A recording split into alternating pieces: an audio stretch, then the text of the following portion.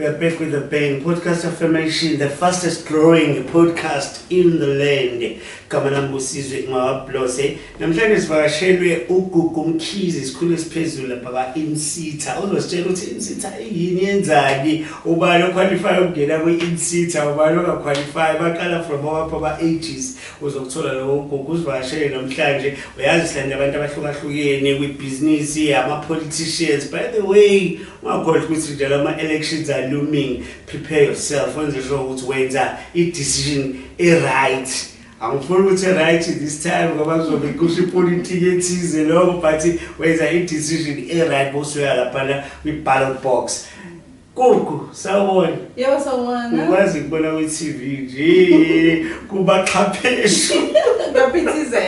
Uphithizela kungena abanye bethi kodwa sazokusixhazela. Alright kodwa. No ngiyaphila. Ngithole right idepend. Hayi ithe kuhlala isiphethe kahle le. Ngiyalazi ithe kuli-good nabantu bakhona bephathana kahle ngiyabazi. Isekhaya vele. Isekhaya? Yes. Sasungitshela nje ukuthi usuka kuphi. Okay, so ekhaya originally basuka Embo, but ngokushintsha kwempilo bamanje bahlala eNew Germany. Embo, Marisburg. Embo Hillcrest. Oh, okay, Yes. Okay. Ukukuye azile ngeinto ezipheshonal la uze kumsebenzi. But sasusprefer nje ukukhula kwakhe azafike ekutheni CEO ye-Inseta. Okay, so ngifundela kwaZulu Natal, I did my junior degree KZN, the honors, and then I started the MBA, but ngayishiya phakathi mase relocated to Johannesburg. Ngazi ngicela sengiqedele kwenye institution. What content? Yes, ngayiqeda. Angiqala izibe ngapheli. Ngifuna ukwenza leyo doka xwayiso. But afanele wenza isiqiniseko ukuthi awunayo intombi. Nkosikazi bodaye wazi ukuthi ngeke kube nesikhathi sakhe isigabo, but njengawoxwayisa ngabothi khona izinto engekwazi ukuzenza. No, I think ifuna i-support structure right. As long as unabantu ba-understandayo ukuthi awuzotholakala isikhathi esiningi, so it's a very intense program. Okay. Yes. Ngidlala. So waqeda evasithi uhlangana kanjani i-Inseta? UsuseJoburg manje. Yes. So i-career yami iqale e-UKZN. So ngafunde e-UKZN ngaqeda lapho ngasebenza for about 9 years. Kuma positions awu-5 different. So I think elokugcina i-office ngangise-officeini lika Professor Mahoba as EPA yakhe. Ngihamba ngo-2007. Lapho then ngamuva to eJoburg sengiyosebenza company ebizwa nge-social housing, Johannesburg Social Housing, which is under the city of Joburg. Kusukela ngo-2012 that's where ngingene khona kuma-sitters. Angithi uyazi ukuthi ama-sitters awu-21 and aspecialize ngazi ukuthi ahlukahlukene yes leyeni. So awu-21 ama-sitters. So ngiqala ukusebenza kuma-sitter kwi-mining sitter which is called MQA. Lapho ama-mining ngawe siwazi. Yes. So but bona ba-specialize ngama-skills kwi-mine. Yes, akuma-mines. Yeah, so then emva kalokho ngadlula ngayosebenza NHBRC. Then I also had a short stint with business. So for about 2 years I was running my own consulting company, and then ngabuya ke sengibuyela manje back to Inseta. That's how I landed in skills development. But my career yami, I've always been aligned to education and skills development. Ngoba ngiqale UKZN and then emva kwalokho ngiyamuva ngayoJoburg. So then Gugu Mkhize CEO ye-Inseta, but Gugu still best of fast forward a bit. Some of us understand ukuthi yini Inseta yabona ungasathi usibeke nje ukuthi yini Inseta kusebenza kanjani Inseta mhlawumbe I think i-abbreviation mhlawumbe ungasinika. Yes. So Inseta is Insurance Sector Education and Training Authority. Authority facilitator ama-skills ukutrainwa kwabantu kwi-insurance industry. And sisebenza ngama-pillars awu-4.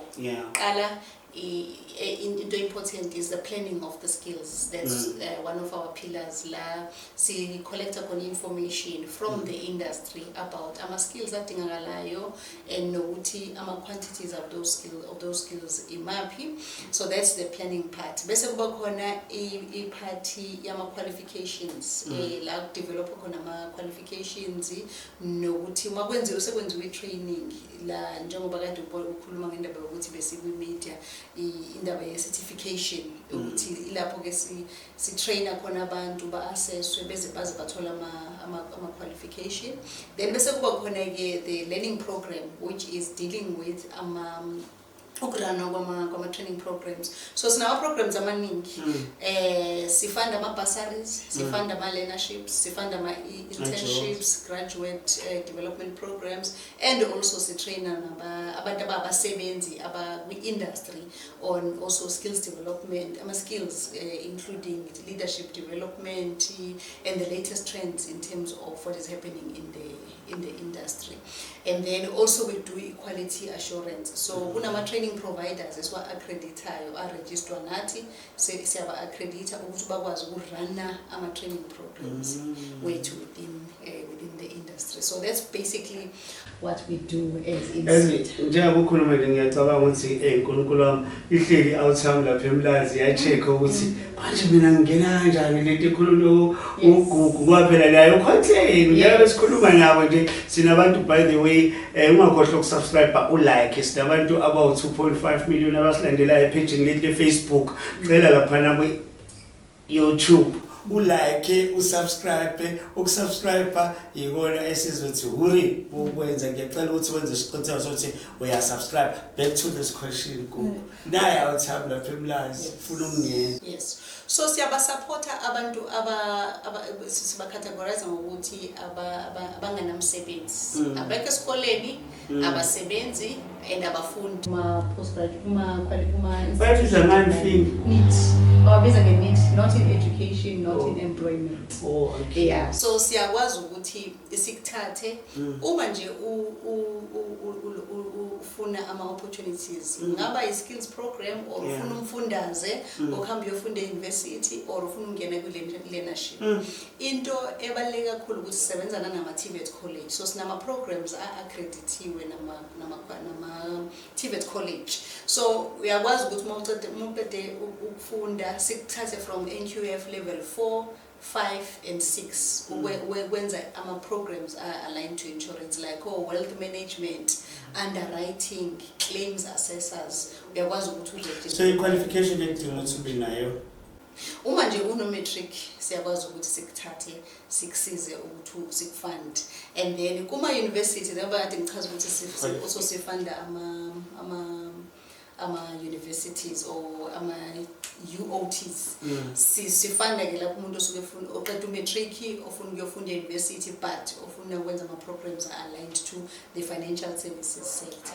Yeah, so umuntu ohlele ekhaya ofuna ama opportunities ukuthi angakwazi ukufunda angakwazi ukuthi angene kulama opportunities. And sisebenza na wonke ama universities awu 26, sisebenza na wonke ama TVET colleges njengoba u50 sisebenza na wonke. And then also siphinde sisebenze nama private institutions offer ama qualifications insurance. yazi lapha eMlazi usisami mina eMlazi abantu baseMlazi bahlele befisa ukuyimbandakanya. I know that's a fact. Lapha eMlazi ngiyadlala kodwa yonke indawo. Kodwa ke umuntu osekhaya uthi aphathi uGugu ulandela ipi process bufuna ukuthi ube iphathi ni nationally ni provincially, what's the story? Okay, so thina si entity and national. So sikhona kona wonke ama provinces uyakwazi ukusithola and ama programs ethu implement kuona wonke ama provinces. Asikho physically there kuona wonke ama provinces but ama programs ethu are run through ama partners ethu njengoba ngishilo sisebenza nama universities, ama TVET colleges, nama training providers, sibenza nama employers as well. Khona ama employers as well accreditiwe as training institutions abakwazi ukuthi barana ama programs ethu. So sikhona yonke indawo ulaba abasidingayo, especially kuma township emalokishini sikhona siyakwazi ukuthi sisize abantwana abafuna uku-understand ngama-careers. Nakuma high school we also participate kuma career guidance programs a Department of Higher Education ne Department of Basic Education nama provincial departments of higher education. We also work with them ukuthi si distribute ulwazi about the insurance industry. So akusiyo i-problem ukuthi umuntu wenze university or wenzani e-TVET college or mhlambe asakhona ama-technicals they call them universities of technology. Yeah, ngathi isikhathi esiningi sekuthiwa ama-universities of technology. So niyakhona ukubasiza labantu because ngiyaye ngizwe kuthiwa into yase-varsity by theory kakhulu. Yes, so that isona isizathu lesi esenza ukuthi simuve siye kuma-occupational qualification ngoba umuntu owenze occupational qualification une-theory aphinde abe ne-experience. And kuma-TVET colleges uyangena umfundi afunde for 18 months and then after 18 months ahambe ayohlala kwi-employer manje ese-practice lento akade eyifunda. That's why si-emphasize kakhulu indaba occupational qualification. But ukuphendula umbuzo wakho about indaba yokuthi udinga ukuthi ube nani uzongena ngenxa yokuthi ama qualifications ahlukahlukene maningi ku-insurance industry. If for example ufuna ukwenza i-actuarial science kumele ukuthi ube nayo i-maths and what pure maths yadingeka wakhala ukugabheka kwabantu kufunakala i-maths yangempela and kufuneka ukuthi ama-results akho abe phezulu in terms of ama-points. So nakala labandlululayo ubandlulula lokho but i-course ye-actuarial science is one of those compulsory maths and ama-results efanele abe mahle kakhulu. Nawe futhi uma usungena e-university ube nama-points a-right ngoba njengoba uwazi ukuthi kuba nenkinga yokuthi baningi abantu abasuke bephase kahle. So kuthathwa laba abasuke bephezulu ngempela kuma hayi sikhuluma noGogo uMkhize, CEO yakwa-Inseta Insurance Fund. Yeah, Inseta Insurance Sector Education and Training Authority. Oh, okay. Ngiyayithanda le ma-career guidance because sometimes ema-varsity ungazi nokuthi uzothathani kuthi hey futhi into yasema-varsity buhlungu so no sekugcwele lapho ungasabe usuwenza ini and into wena ongayifiki understand sekuphela unyaka or mhlawumbe bani usuyamodify along the way yabona nje lezo zinto eziyi-chaos. So kubalulekile ukuthi bakubambe uselaphana ka-grade ba. So into ebaluleke kakhulu I think ukhiye ukungena e-university ukuthi ama-results akufana abe mahle. Abantu abaningi bogcina usokuthiwa ayiphuma thina ngekhathi nje sagcina sesingena sesenza u-Bachelor of Arts because basuke bebheka ama-points akho ukuthi ama-points akho ayavuma yini. Secondly, ama-subjects owachuzile e-high school iwona adetermine ukuthi uzolandela muphi umkhakha. So for example ngeke ufune ukwenza engineering but awunayo i-maths awunayo i-science, so kufanele wenze sure ngesikhathi uchoose ama-subjects akho masekwenziwa ama-subject choices uchoose ama-subjects azo-aligna nento ofuna ukuyenza uma ufika e-university. I-career guidance is also important. I think yiyo lento yenza ukuthi sigijime kangaka ema-high school ey'ndaweni zasemakhaya nakuma-townships nasey'ndaweni zabelungu ukuyochaza ngokuthi yini umuntu angayichuza kwi-insurance ngoba senzela kona ukuthi abantu bangasho ukuthi eyi ngangingazi ukuthi ngizokwenza ini ngagcina sengingene eminyaka engangafuni ukungena kubona yami. I think iyazwakala especially izinto kuya nasema-varsity but mhlawumbe into engizama ukuyithola lana izinga lokungasebenzi liphezulu kakhulu especially kubantu abasha. Lama-programs lawa e-Inseta alekelela kanjani ekutheni ku-alleviate-ke this thing ye-unemployment esezingeni eliphezulu? I think into ebaluleke kakhulu ukuthi i-unemployment iphakeme kakhulu njengamanje nokukhetha ama-courses noma ama-qualifications within insurance industry kubalulekile ukuthi uma ukhethe i-course owaziyo ukuthi izokuledela emnyangweni womsebenzi ngoba inhloso yethu asifuna ukutraina for the streets, sifuna ukutraina ukuthi abantu bagcine bengenile kwi-industry and sine list top 10 list yama scarce and critical skills kwi-insurance industry. Leyo list yona esiguidayo ukuthi masifanda ama-bursaries sizofanda abantu abayenza lama course la kule top 10 ngoba leyo top 10 is where ama-gaps of employment are. But secondly, kuma-TVET college kulama programs la esiwa-accreditile, wealth management, underwriting, claims assessors. Into esiza kakhulu ukuthi ngoba ine-theory component and then iphinde ibe ne-practical component. Isiza ngokuthi already abafundi basuke sebe-introduciwe to a potential employer. Ngoba benza le course bese beyasuka masebeqedile bayongena basebenza with the employer as okuyiyona ezoba groomer in terms of preparing for the world of work nokuthi bazi ukuthi kahle insurance industry ingini. So that's the way esi-contributor ngayo nathi towards alleviating unemployment. La engenini and all that stuff lama processes zenu ikhona umnikelo ofanele uze nabalabo abasuke bejoin or laba abafuna ukujoin ukuthi bale bakhokhe something or no akukho kwalutho mawudinga usizo lwethu lumahala siyafanda ithini esifanda ngoba le mali iphuma kwi-insurance industry. So i-insurance industry wonke ama-industries actually into eyenzakalayo ukuthi bathatha 1% of their training budget bawuyise SARS usuke ku-department then besiyabuya le mali izakuthina izongena kulama sitha awu 21 then insurance mayifika thina sithatha u20% uya ku-mandatory grants which means ama-companies ayatraina bese kwazi ukuclaima back 20% of imali abayispenda on training ama-employees abo. Then u-80% iwona ke lososebenzisayo for ama-bursaries, ama-skills programs, ama-learnerships namanye ama-special projects awa-targeta imiphakathi edinga usizo but akhoma lekhokhwayo. Yo, I think usekhaya lapho ucabanga ukuthi wena ungenzani zama ukubathola. I think bese uvala uzothi nje ukuthi indaba zeyinamba ukuthi utholakala kanjani because I think i-concern yabantu abaningi with that ukuthi simthola kanjani or sithola kanjani i-Inseta.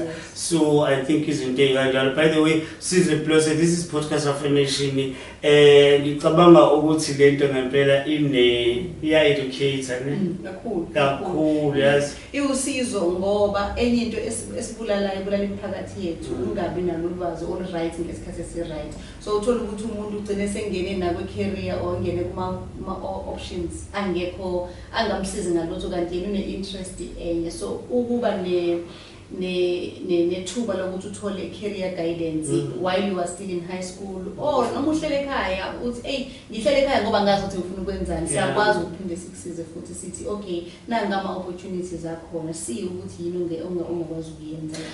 Yazi lento ingikhumbuza ngisese-Eversit by the way ngiyazi anginayo academic phase but I think yazi ngala-organize ngangiyiphathi i-ISEC khona organization wathi i-ISEC edila namabhizinisi nje yabo ma-organize i-project or something wathiwani ihloko sakhona ufake sidiscuss abafundi the relevance of university courses to future needs. Ngathola into eyiningi nami ngafunda ngoba ngathola ukuthi khona umuntu ozongena e-university enza isiZulu enza i-English enza i-history mhlawumbe nanje let's say ne-politics but I understand ukuthi leyo degree yakho yaphuma nayo but awukwazi ukuyimarketa or uyisele ngayo yabona leyo but wena ugqokile ne-degree. Ngicabanga ukuthi abafundi fa bayibheka kakhulu lezo zinto especially besebeba uma besema-varsity because leyo nto ile choice uthola ukuthi awungenawo ipackage uhamba udobha nje ama-courses from different faculties bese uphuma ngoba isiqukaquka se-degree awusaqashiki but-ke bowenze ukuthi awuqashiki uye lapha kwi-Inseta izozama ukuthi ibone ukuthi kuplacea kupha yes ungakwazi noma nakhona Busiswa uma une-qualification but uhlele ekhaya uyabona ukuthi le qualification ayikusebenzeli still leyo ikhona opportunity as long as nje you are under 35 uyangithi ngiya lapho as long as nje you are under 35 ngoba yes ikhathakaza kanjalo phela i-youth. What about those who are young at heart? Abayoung at heart sikwazi ukubafanda uma besebenza kwi-industry but unemployed youth nje siqala ku-35 sishone ezansi ibona-ke kula besibasizayo ukuthi bafunde. But iphuze engifuna ukudlulisa ukuthi noma usune-qualification mhlawumbe uyabona ukuthi ayikusizi ngalutho usahlele ekhaya, but uyabona ukuthi mhlawumbe uma ubheka kwi-website yethu kukhona ama-courses mhlawumbe are-relevant to you. Siyakwazi ukuthi siphinde sikusize futhi uregister leyo course and also connect you to the industry. Wow. Athina ama-challenges kule sector leyo kuyona. Ngiya-understand ukuthi niney'nhlanga ezahlukene, nani futhi ninodwa for sure kuyaye kube sengisho ukuthi nani ninodwa as black people. Yes. Now nibe nomdensiswano ethize. Athina ama-challenges akhona nje kule sector. Ubheka kahle kuma-sectors wonke, I think kwi-financial services sector as a whole inkinga transformation ayikabonakali. Iyenzeka yona but ispeed sayo or ipace yakhona it's very slow. So uthola ukuthi abantu abaphethe ama-companies amakhulu ubuso babo busafana kusaba ubuso obumhlophe abantu besilisa. So i-transformation ngaleyo ndlela ayibonakali kahle hle ukuthi iyanga kuphi, noma ikhona imizamo eyenziwayo amanye ama-stakeholders within the industry, but i-pace ye-transformation is actually very slow. I think any challenge ekhona i-challenge ye-misalignment with-demand yama-skills nama-skills which are being produced, which is why kubalulekile for thina ukuthi njalo ngonyaka senza i-research and collect information including i-sector skills plan which informs ama-skills adingakalayo for loyo nyaka as well as iminyaka elandelayo. So that misalignment yiyo legcina seyenza ukuthi i-produce abantu abe nama-qualification kodwa bahlele ekhaya. No, ngiyayizwa kodwa I think nge-Inseta ama-problems alungisekayo. Ama-problems alungisekayo kakhulukazi uma ama-stakeholder wonke sebenza ndawonye, kakhulukazi abasebenzi, ama-companies as well as abantu interested community organizations like your professional bodies, trade associations akhona kwi-industry ngoba ibona la besisebenza nabo ukuze si-align ukuthi imaphi ama-skills amanje, imaphi ama-skills of the future, and how do we make sure ukuthi we are ready as an industry to get those skills or produce those skills or help to facilitate the production of those skills. Kubuhlungu nje indaba ye-transformation ngempela njengoba uyithatha. I don't think it's a problem efiseni nge-Inseta kuphela. I think right across kunenkinga nje ukuthi amadoda are still in charge, awabelungu nawo futhi yabona angazi ngenzeka kanjani because celebrate 30 years now sekumele ngabe sakhala ngezinto ezimayina kanjalo. Understand kunabantu abashaya imithetho emaparliament abahlonishwa laba ekuthiwa abahlonishwa, but kucabanga ukuthi into ebaluleke kakhulu nje ukuthi tshele or khona ezokwazi umuntu laphana ekhaya noma ubuka kwifoni ngoba akekho emakhaya kuphela.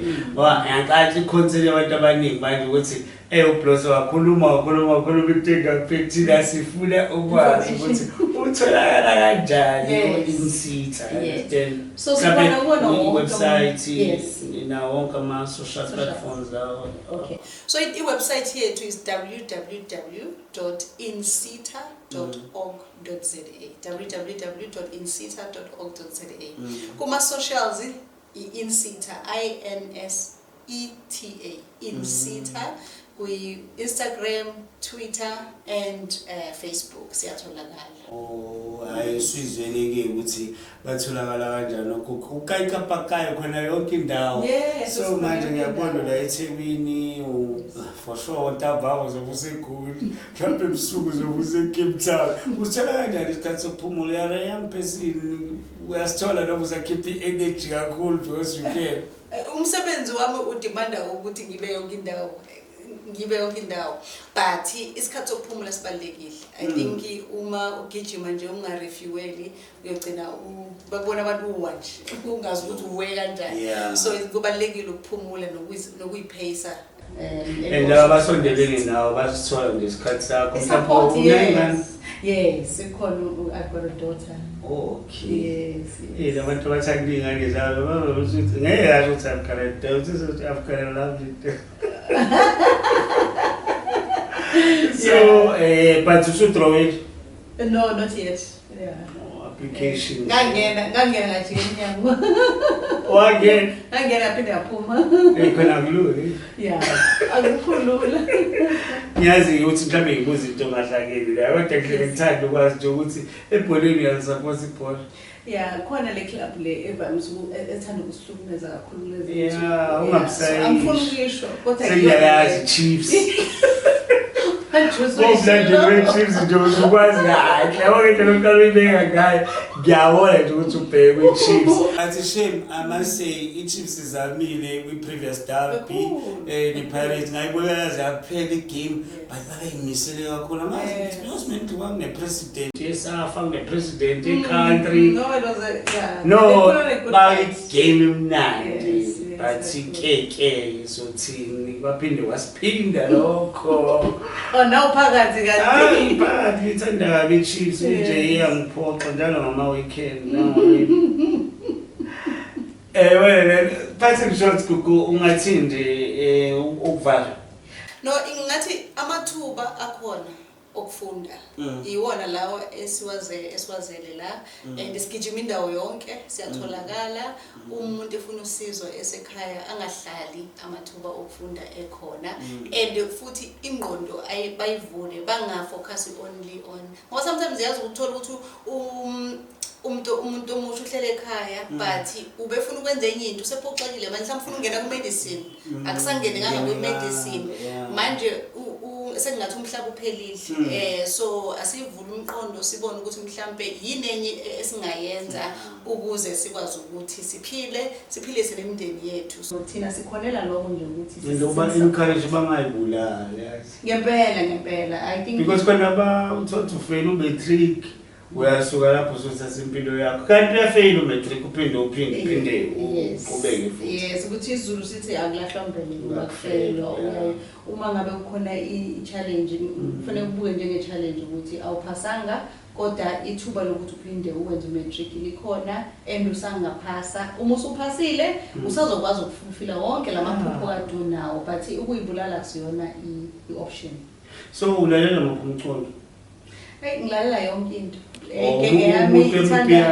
Ngiyamthanda amapiano, ithanda isoul. Gatsheni zokuintroduce kugatsheni ungajabula kabi ngoba April siyakumaskandi siyakwisho yamaskandi for the first time ekhaya asakaze sicela ubheke ugatsheni akupromote but ugatsheni yo gatsheni is taking there hayi uthephu wakho bewadlala ngama okay uzoyibonela wena kwangeni ngoba yagatsheni bamfakile kwi-line up ozobo hayi umaskandi into yasekhaya uma wayethanda kakhulu umaskandi uyena wasuka kumaskandi so neniyathi ke ungene eyintweni nayo ufile ushaya umaskandi nenkosi phakathi kanti ngilalelisa sebesamana nomfundo esilayisa ingoma yakhe noyimnandi ngesibashiye nalabo abajwayelekile ukuze ikhemisi izethuzo celebrate birthday kodwa ngikhohla ukhuzani egcoka belisha ngoba ukhuzani nje ngathi ufile obliged ukuthi uma ligcoka belisha noma ligcoka belisha ngathi obliged ukuthi uma ukhuzani but mina abajidamu bayazi ukuthi angichemile ngithanda umculo wabo yes Basibapolisi ukuthi uzivakashele namhlanje podcast affirmation hopefully by the way happening inkinga siphezukwazo siphezukwazo ngoba brief uthi iqale okay kusho ukuthi into eyenzekile kune company CSID accreditor after conducting after conducting forensic investigation and kwatholakala ukuthi kukhona izinto abangayilandelanga ekufanele bayilandele so ngoku umsindo usuke lapho nabathe ukuthi sizoba yes bayithola i-notification and then emva kaloko base beya-aphila ke kwenye ibody la kwaphilwa khona.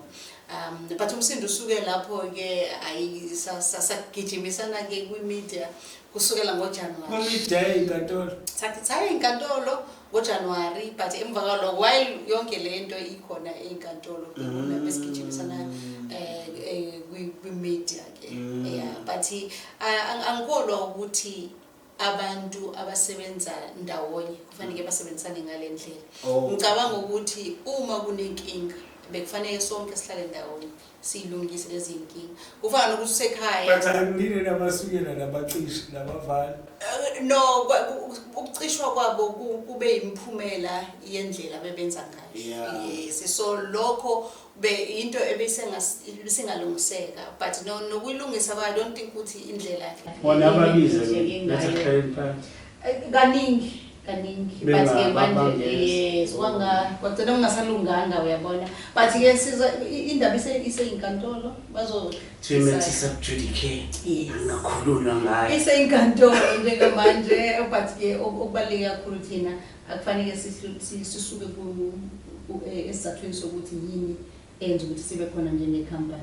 Umsebenzi wethu umsebenzi wama-skills and obaluleke kakhulu eMzansi Afrika, and abantu abayi-focus or abantu abazosafarisha it's young people. So i-focus yethu is to make sure ukuthi abantu young people get these opportunities, and noma ngabe mapha problems akhona they don't affect i-mandate yethu. So laphana just a question nje bese ngithi ama-passing shots but it's fine. Nitargete yonke youth.